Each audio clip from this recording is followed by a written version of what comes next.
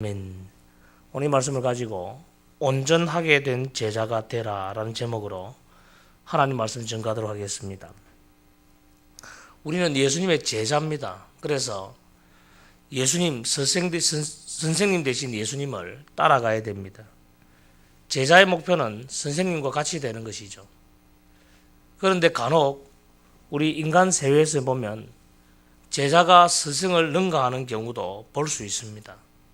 그러나 제자라는 이름을 명명할 때는 늘 선생님 바라보고 그 선생님을 따라가는 그 위치에 있는 거죠. 저는 어릴 때 아버지가 조금 머리만 좋으면은 그 당시에는 대부분 바둑을 두라 해가지고 바둑 기사들이 아주 유명한 시대가 있었습니다. 그 당시에 조훈현도 나오고 조치훈도 나오고, 그때 조훈현 밑에서 공부를 하던 학생이 하나 있었습니다. 이창호라는 학생이 있는데, 그때 조훈현 스승을 완전히 능가해서 조훈현을 이기고 전 세계를 제패하는 그런 바둑 기사가 있었습니다. 그때 이 이창호 때문에 저희들이 어릴 때 바둑 정말 싫어하는데, 하얀 돌, 검은 돌, 바둑판 그건 너무 싫은데 그걸 자꾸 공부시키는 겁니다.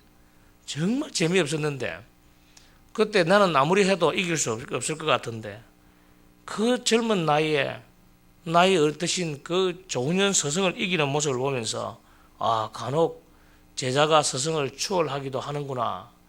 그러나 성경은 오늘 제자는 스승을 추월하지 못한다 이야기합니다. 왜 그렇습니까? 우리의 스승은 인간이 아니라 예수님이시기 때문에. 우리는 예수님의 제자입니다. 우리 제자들은 예수님을 절대로 추월할 수 없습니다. 그러나 최소한 같게 될 수는 있습니다. 그러려면 온전하게 되어야 되는데 사실상 그것은 불가능하죠. 우리 인간이 어떻게 온전하게 될 수 있겠습니까?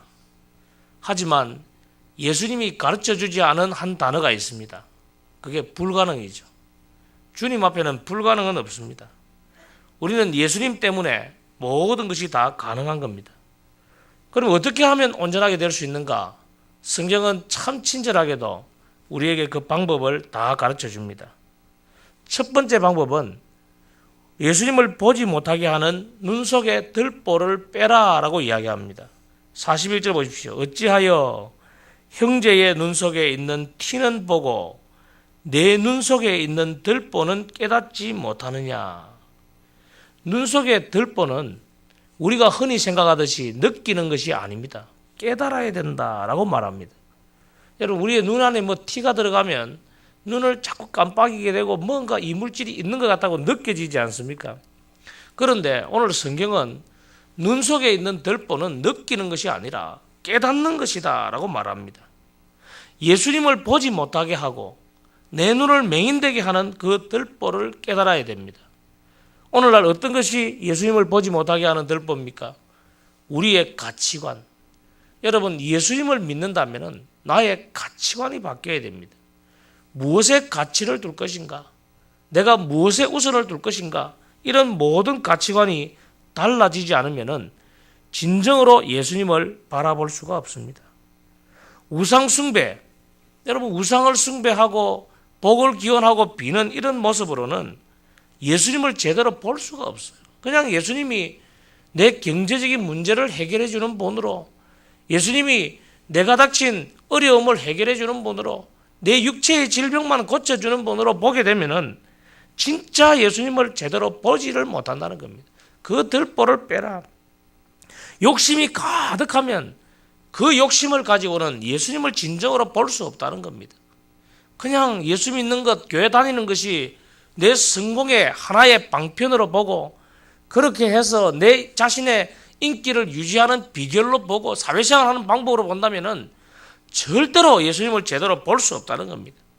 이뿐만 아니라 세상의 정욕, 이생의 자랑, 이런 수많은 내 눈 속에 있는 들보를 깨닫지 못하면은 우리는 예수님을 제대로 볼 수 없습니다.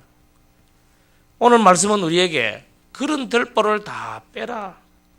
다른 사람을 지적하고 비판하기 전에 먼저 자신 안에 있는 예수님을 보지 못하게 하는 것을 깨달아라. 그리고 제거하라 라고 말하는 겁니다. 성도 여러분, 저는 예수 믿는 것이 가장 가장 좋고 복된 것은 자기를 돌아본다는 거예요. 저는 예수 믿기 전에 방황하던 인생에는 제 자신이 보이지 않았습니다. 전부 다 사회가 잘못되었고 정치인들이 문제고 다른 사람들 때문에 내 길이 막히고 가진 자들 때문에 내가 없고 그런 것밖에 안 보였어요. 어떻게 하면 그들을 올가매어서 어떻게 하면 내가 성공해 볼까 그것밖에 없었는데 예수님 믿고 나서 깨닫는 것이 내 안에 들보가 있구나. 내가 잘못했구나. 내가 욕심이 많구나. 말씀을 들을 때마다 이 말씀이 내게 주시는 말씀이구나. 여러분 이것이 바로 예수를 믿는 가장 좋은 이유입니다. 여러분 우리 안에 있는 예수님을 보지 못하게 하는 들보를 빼면 우리는 온전한 주님 닮은 인생을 살 수 있습니다. 두 번째 방법은 예수님 생각을 가득하라는 것입니다. 사람은 마음속에 있는 것을 입으로 말합니다. 우리의 마음속에 무엇이 들어있느냐에 따라서 우리의 대화가 달라진다는 겁니다. 여러분의 대화는 어떻습니까? 주로 어떤 이야기가 나옵니까? 어떤 분들은요, 스포츠 이야기만 나오면 얼마나 좋아하는지 하루 종일 스포츠 이야기하고 스포츠 선수들 다 외우고 나는 외국 선수들 관심도 없는데 그거 다 외우고 있고 그런 사람들이 있어요. 스포츠에 관심이 있어서 그래요. 그거 생각하면서 살면 기분 좋고 엔돌핀이 솟고 그런 겁니다. 어떤 분들은 드라마에 관심이 있어요. 드라마 이야기. 최근에 개그 콘서트 프로그램에 그 국회의원이 하나 나오는데 대통령을 꿈꾸는 야망으로 김준현이가 나오고 그의 아내가 하나 나와요. 못생긴 박지선이 나와가지고 드라마 속에 빠져 산다는 거예요. 제가 그 설정 보면서 참 비유 재밌게 했다 그런 생각 들더라고요. 드라마에 진짜 빠져 산다니까요. 드라마 보면서 그 삼각관계 보면서 남편 의심하고 아내 의심하고 드라마에 깊숙이 빠져서 드라마가 나의 인생의 목자가 되시고 드라마가 나를 푸른 초장 실만한 물가로 인도하시고 그렇다니까요. 생각 속에 드라마가 가득 있었어. 저는 옛날에 어떤 분을 보니까 늘 주식 이야기야. 주식 이야기. 주식이 자기 마음속에 가득 있어서 그랬어요.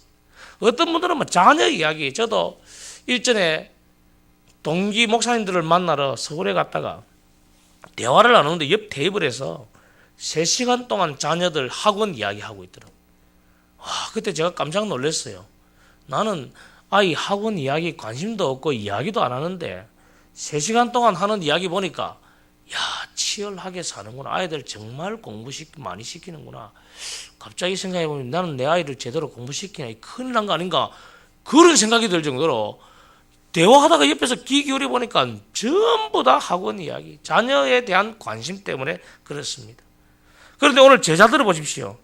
이분은 예수님을 주라고 시인하지만은 예수님의 말대로 행하고 있지 않다는 겁니다. 흔히 우리가 볼 때는 마음에 있는 것이 입으로 나오지만은 더 고차원적인 사람은 말 따로 마음 따로 될 수 있다는 겁니다. 사람은 그만큼 교활합니다. 우리의 입에서 정말 예수님의 이야기가 가득하려면은 예수님 생각에 마음이 가득해야 돼요. 옛날 그 부흥사 목사님이 하듯이 이쪽을 눌리면 예수, 저쪽을 눌리면 청당 그게 나오듯이 우리의 마음속에 막 가득 들어있으면 늘 예수님 이야기가 나오게 되어 있죠. 그래야 정말 선한 것을 열매로 맺을 수 있는 겁니다. 저는 우리 성도들이 교회에 모일 때 또 성도들이 어느 장소에서 모일 때마다 예수님 이야기, 말씀 이야기, 은혜 받은 이야기 가득하기를 바랍니다. 정말 그게 차고 넘쳐야 돼요. 만날 때 쓸데없는 이야기, 안 해도 되는 이야기, 그런 이야기 할 필요 없이 우리 은혜 받은 이야기, 예수님 이야기, 말씀 이야기 가득하게 되면 온전하게 되어집니다. 마지막 세 번째 방법은 기초가 예수님이 되어야 됩니다. 흔들리지 않는, 요동하지 않는 튼튼한 집을 세우려면 반석 위에 주초를 놓아서 집을 지어야 된다. 이 땅을 잘 다져야 되잖아요. 저도 본의 아니게 교회당을 한번 건축해 보았는데 건축할 때 보니까 이 건축이 굉장히 어렵고 힘든 일이더라고요. 저는 건축하시는 분들을 대단히 존경합니다. 땅이 보니까 땅마다 다 틀려요. 어떤 땅은 밑에 바위가 딱 버티고 있는 땅이 있는가 하면 어떤 땅은 뭐 그냥 쑥 꺼지는 땅도 있고 거기서 기초공사가 굉장히 튼튼하다는 것을 알았어요. 기초공사 하는 데만 해도 굉장한 시간이 걸려요. 그 기초 공사를 다 하고 나면 건물 올리는 것은 순식간에 올리더라고요. 그래서 기초가 중요하구나, 그것을 알았습니다. 그런데 우리 인생에도 마찬가지입니다. 우리도 반석 위에 주초를 놓아서 집을 짓듯이 예수님 위에 기초를 두고 우리의 신앙을 세워가야 된다는 겁니다. 우리의 신앙이 다른 데 위에 세워지면 안 됩니다. 사람 때문에 좋아서 예수 믿으면요, 그 사람 나를 실망시키면 신앙 다 허물어져 버립니다. 그냥 예수 믿으면 복 받는다, 성공한다, 잘 된다, 그것 때문에 예수 믿으면 만약에 잘 안 되면 확 무너져 버립니다. 우리가 어디에 기초를 둘 것인가 대단히 중요한 것입니다.